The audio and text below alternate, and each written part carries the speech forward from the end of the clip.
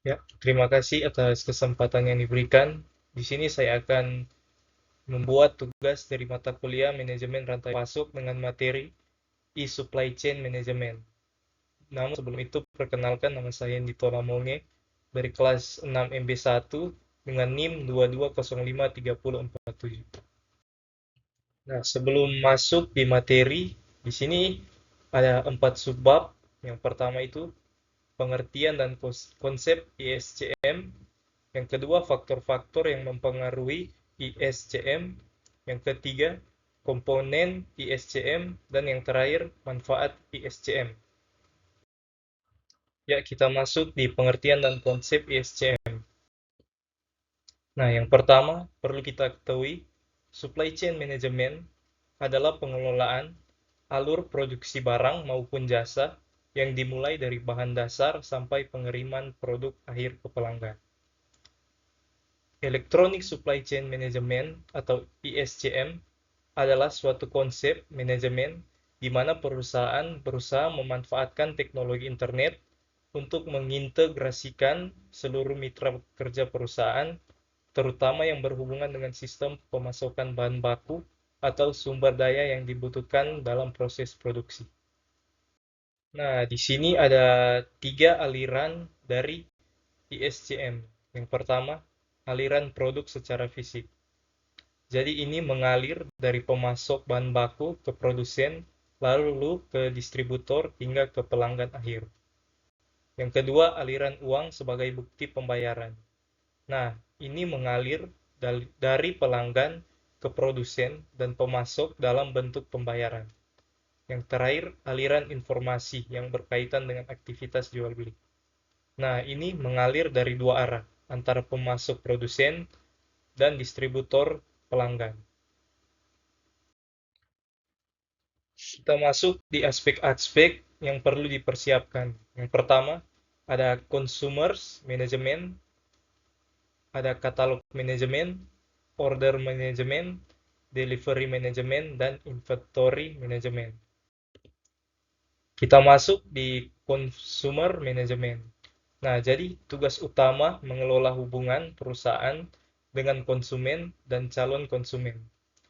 Bagi konsumen baru, biasanya disediakan fasilitas pendaftaran yang cepat dan mudah. Yang kedua, katalog manajemen. Jadi, ini memusatkan diri pada produk atau jasa yang ditawarkan oleh perusahaan.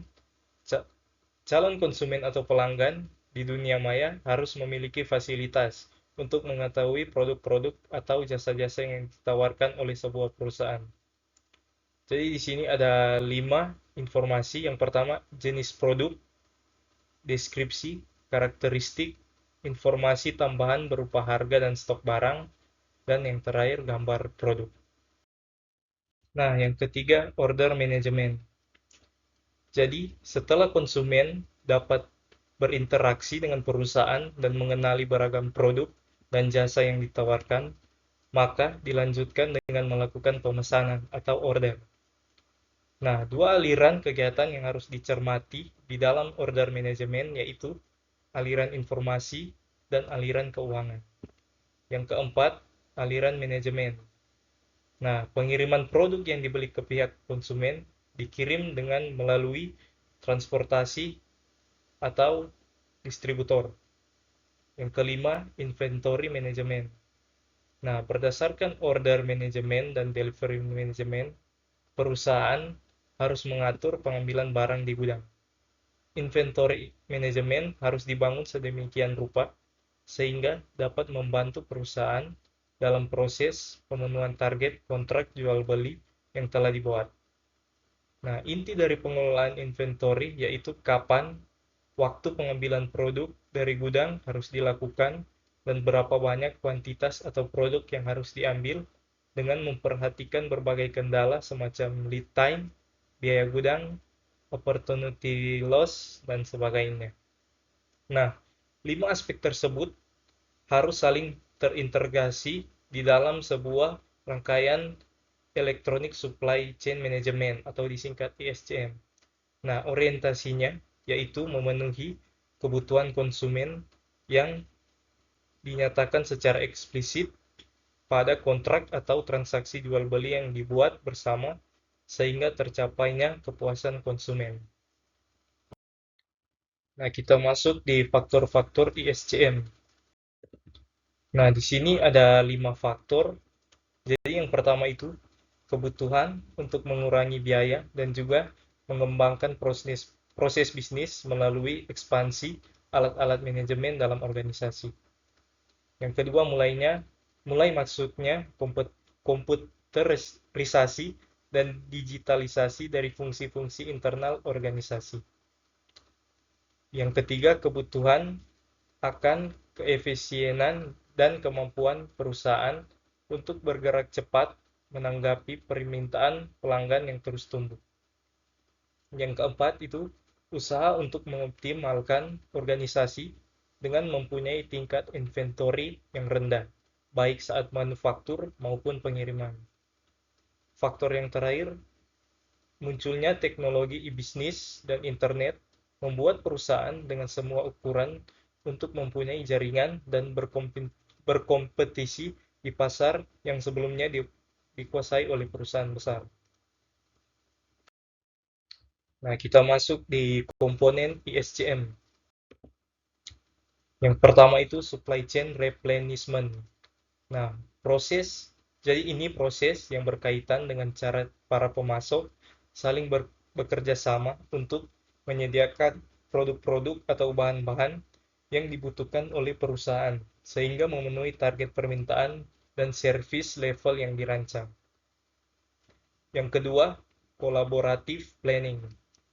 Nah, jadi proses yang fokus pada aktivitas perencanaan yang berkaitan dengan operasi, produksi, inventory, dan distribusi, sehingga keseluruhan pihak dalam rantai pasok mengetahui objektifnya masing-masing. Yang ketiga, collaborative product development. Nah, proses ini adalah proses yang berkaitan dengan aktivitas penciptaan produk atau jasa yang membutuhkan kerjasama antara berbagai mitra bisnis untuk mencapai demand atau mencari baru. Lanjut, e-procurement. Nah, proses ini adalah proses pengadaan yang telah menerapkan teknologi internet dan prinsip-prinsip dari e-bisnis dengan sungguh-sungguh. Nah, komponen yang terakhir yaitu e-logistik. Nah, sama dengan e-procurement, hanya saja proses ini berkaitan dengan aktivitas manajemen perdagangan dan transportasi. Ya, kita masuk di subbab yang terakhir yaitu manfaat dari ESCM. Nah, manfaat yang pertama yaitu membantu mengurangi biaya dan memperbaiki performance dengan memperkuat kebijakan procurement dalam desain produk dan SCM. Yang kedua, melalui perbaikan kualitas informasi, kemudahan akses dan waktu yang real time, SCM membantu dalam membuat supply chain menjadi lebih transparan bagi semua pihak dalam aliran rantai supply tersebut. Manfaat yang terakhir yaitu SCM mampu menaikkan daya saing dari suatu perusahaan, terutama antara rantai pasokan. Oleh karena itu, pengintegrasian dari rantai aliran pasok haruslah menyeluruh, mulai dari hulu hingga hilir mencapai konsumen.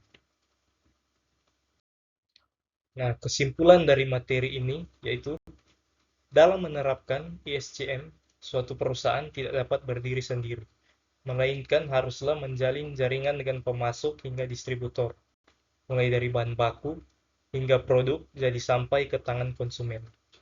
Penerapan ISCM dapat mengoptimalkan proses bisnis dari segi pengeluaran biaya sehingga mampu meningkatkan daya saing dari perusahaan. Penggunaan ISCM bagi perusahaan-perusahaan beberapa bidang di negara-negara berkembang, termasuk Indonesia, saat ini masih sangat terbatas. Hubungan antara setiap subsistem atau komponen yang terlibat pada umumnya masih tersekat-sekat, sehingga sulit untuk bersaing di pasar bebas. Nah, saat ini penerapan ISCM belum bisa berkembang pesat di Indonesia. Namun, dengan mengidentifikasi sistem yang ada dan mengintegrasikan rantai pasok produk mulai dari hulu hingga hilir, penerapan ISCM bisa dilakukan dalam waktu yang tidak lama. Nah, jadi sampai sini pembahasan tentang materi supply chain management. Terima kasih telah meluangkan waktu untuk menonton. Jika ada salah kata, mohon dimaafkan. Terima kasih.